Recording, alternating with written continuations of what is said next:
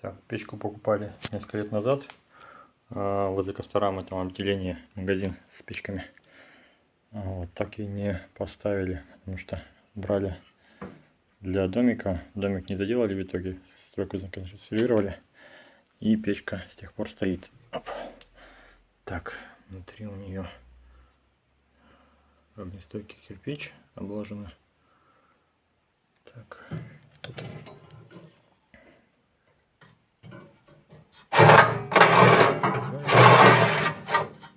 в пыли, потому что в помещении стояло, где ремонт производился. Вот. Так, в принципе, не устанавливали, не подключали. Вот как привезли с магазина, так она и стоит. Тяжелая, килограмм, наверное, 80, не больше весит.